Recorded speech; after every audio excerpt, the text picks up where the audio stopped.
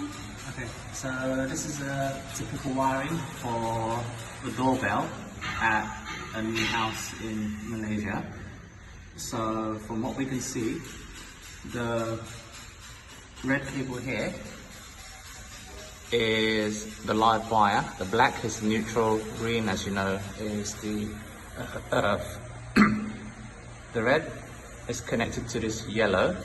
These two yellow wires belong to the doorbell. So because it's a live wire connected to this yellow, and there's no way of identifying which yellow is live or neutral, we would make the assumption that this is looping over to this cable here, so it's live.